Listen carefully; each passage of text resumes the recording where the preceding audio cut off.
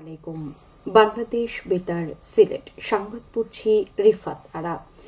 দেশে টিআইএন বা করদাতা শনাক্তকরণ নম্বরধারীর সংখ্যা বাড়ছে। বিপুল সংখ্যক মানুষ টিআইএন নিচ্ছেন। সরকার করের আওতা বাড়াতে বিভিন্ন ধরনের উদ্যোগ নিয়েছে। এর ফলে নতুন করদাতা করজালে সম্পৃক্ত হচ্ছেন বলে মনে করে জাতীয় রাজস্ব বোর্ড। সর্বশেষ তথ্য অনুযায়ী গত 2022-23 অর্থ বছরের শেষে টিআইএন ধারীর সংখ্যা ছিল 90,02,552।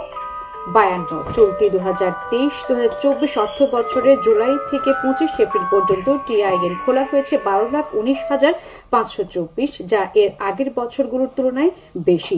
মাঠ পর্যায়ের অফিসগুলোর মনিটরিং জোরদার ও বিভিন্ন সেবা গ্রহণের ক্ষেত্রে রিটার্ন জমার প্রমাণপত্র পিএসআর দেখানো বাধ্যতামূলক করায় টিআইএন গ্রহণকারীর সংখ্যা বাড়ছে বলে মনে করে রাজস্ব বোর্ড।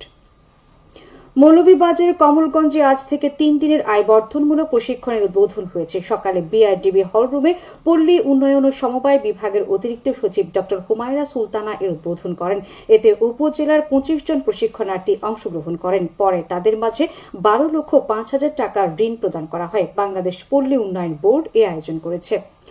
মৌলভীবাজারে প্রখর রোদ থেকে শিশুকে দূরে রাখুন। ডায়রিয়া, হিটস্ট্রোক প্রতিরোধে পর্যাপ্ত পানি ও তরল খাবার গ্রহণ করুন শীর্ষক অবহিতকরণ সভা অনুষ্ঠিত হয়েছে। আজ সকালে সরকারি উচ্চ বিদ্যালয় অডিটোরিয়ামে আয়োজিত এই সভায় প্রধান অতিথি ছিলেন সংসদ সদস্য জিলুর রহমান।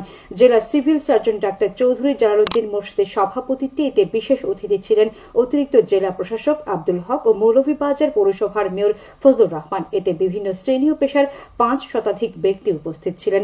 স্বাস্থ্য অধিদপ্তর এর আয়োজন করে।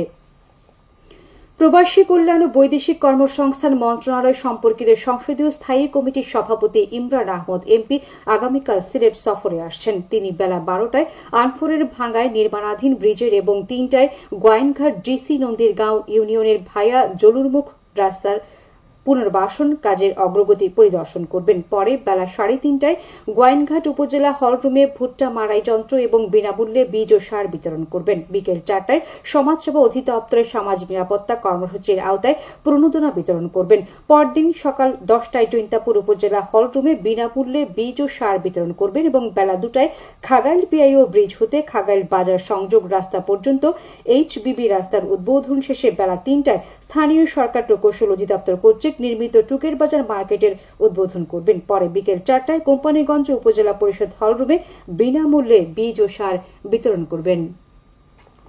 মৌলভীবাজার পৌর এলাকার দক্ষিণ কলিমাবাদ জামে মসজিদ সংলগ্ন রাস্তা থেকে চুবড়া কোদালিছড়া খাল পর্যন্ত রাস্তা ও ড্রেন নির্মাণ কাজের ভিত্তিপ্রস্তর স্থাপন করা হয়েছে।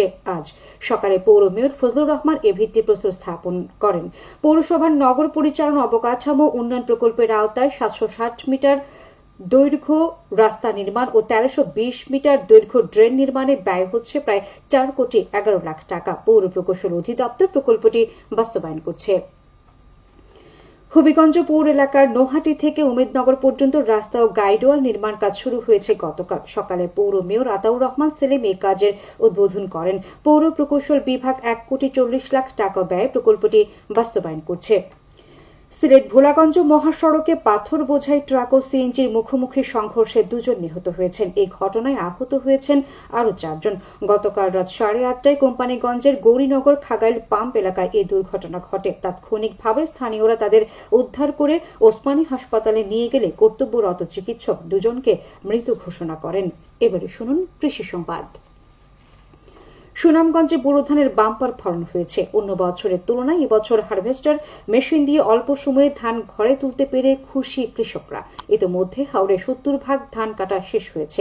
30 এপ্রিলের মধ্যে সুনামগঞ্জ জেলার সকল হাওড়ের ধান কাটা প্রায় শেষ হবে বলে বলছে জেলা কৃষি সম্প্রসারণ অফিস। ধান উৎপাদনের লক্ষ্যমাত্রা ধরা হয়েছে প্রায় 13,70,200 মেট্রিক টন, যার বাজার মূল্য 4,102 কোটি টাকা।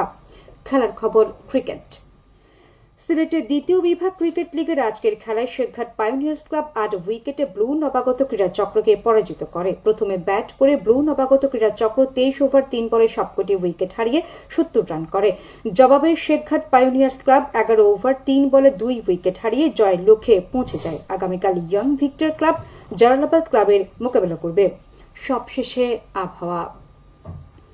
রাত 1টা পর্যন্ত পূর্বাভাসে বলা হয়েছে সিলেট সহ পার্শ্ববর্তী এলাকার জন্য কোনো সতর্কবাণী নেই এবং কোনো সংকেত দেখাতে হবে না। আজ সিলেটে সর্বোচ্চ তাপমাত্রা ছিল 33.0 ডিগ্রি এবং সর্বনিম্ন 24.5 ডিগ্রি সেলসিয়াস। বাতাসের আর্দ্রতা ছিল সকালে 69 এবং সন্ধ্যায় 68%। আগামীকাল সিলেটে সূর্যোদয় হবে 5টা 20 এবং অস্ত যাবে সন্ধ্যে 6টা 21। সংবাদ শেষ হলো। আমাদের পরবর্তী স্থানীয় সংবাদ প্রচারিত হবে আগামীকাল সকাল 8টা বেজে 10 মিনিটে।